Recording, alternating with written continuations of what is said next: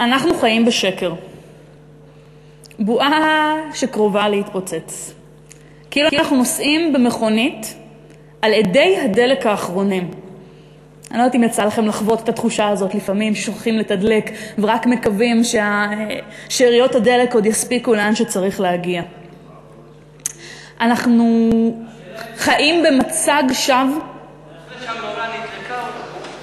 אחרי שזה כבר עוד רגע, אתה לא יודע אם זה סתם מלחיצים אותך שאין דלק או שבאמת המכונית הולכת להפסיק לנסוע. הדבר הזה מאפשר לנו להחזיק מצג שווא של עסקים כרגיל. כל זה בגלל שאנחנו נשענים על אדי הדלק של מדינת הרווחה הטובה שבנו קודמנו. למשל בעניין מערכת החינוך. מערכת החינוך הציבורית היא זאת שהולידה את זוכי פרס הנובל שאנחנו כל כך מתגאים בה. היא זאת שהולידה את יזמי ההייטק ששמם נודע לתהילה בכל רחבי העולם. מערכת החינוך הציבורית. לפעמים כשפוגשים אנשים בחו"ל הם אומרים ממש מזועזעים, למדת בבית ספר ציבורי.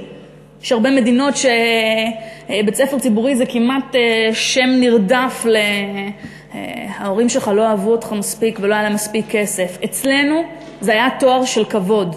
מערכת החינוך הציבורית וכל מה שהיא הולידה. קחו את מערכת הבריאות. בגלל שנים של הטמעה נורמטיבית שהובילה לרופאים מצוינים, לאחיות מצוינות, לצוות מעולה, עם נחישות, עם מסירות, כל זה מצליח לעמוד בפני גלים של שחיקה בתקציבים, בתשתיות. אנחנו יורדים בכל המדדים של התקציבים והתשתיות, ולמרות זאת עדיין מצליחים לתת שירות טוב. אבל כמה זה יכול להחזיק? כמה עוד אפשר לשחוק? כל זה הולך להסתיים ממש על ידי הדלק האחרונים. כי אם 87% מההורים מסייעים כלכלית לילדים שלהם, וכשאנחנו מדברים על הילדים שלהם, אנחנו לא מדברים על בני העשרה או הילדים ביסודי שהם כמובן אחראים לכלכלתם. אנחנו מדברים על ילדים בוגרים שעזבו את הבית ואמורים לחיות בעצמאות כלכלית. 87%. מתוכם 2/3 עוזרים לילדים שלהם ממש על בסיס חודשי.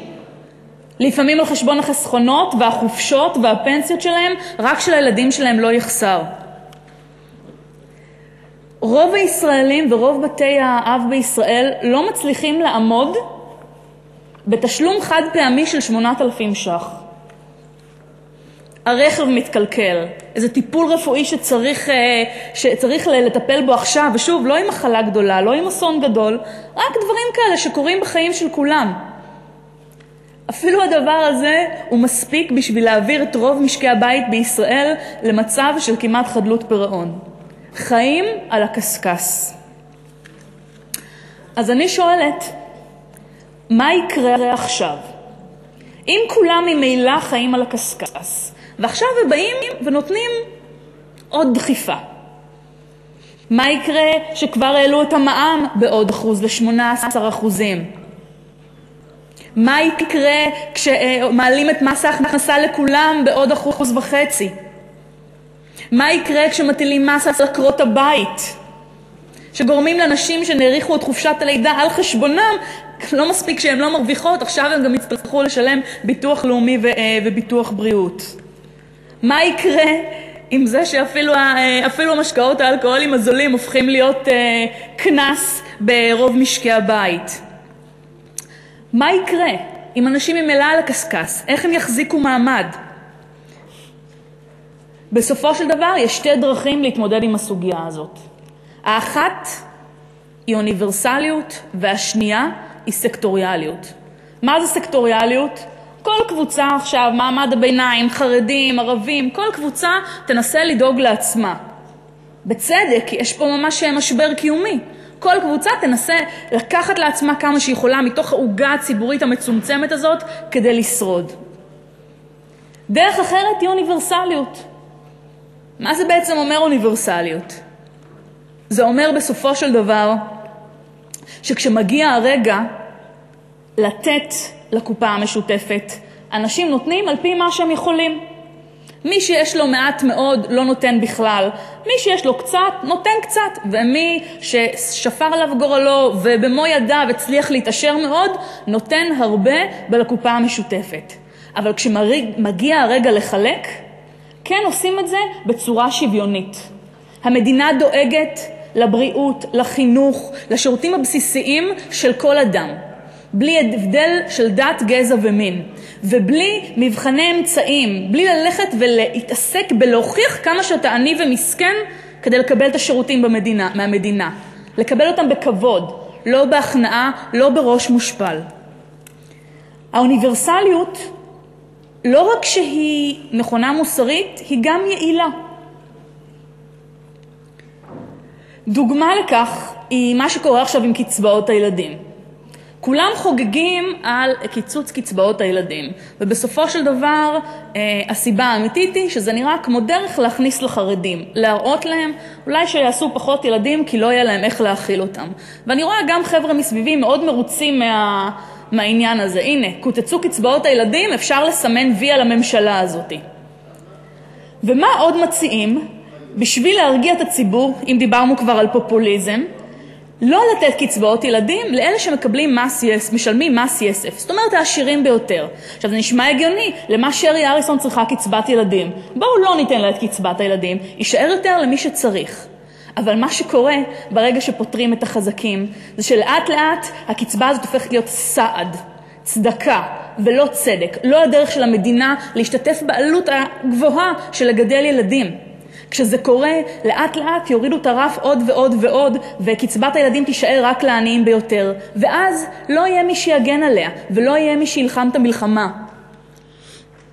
דוגמה נוספת, עניין הבריאות.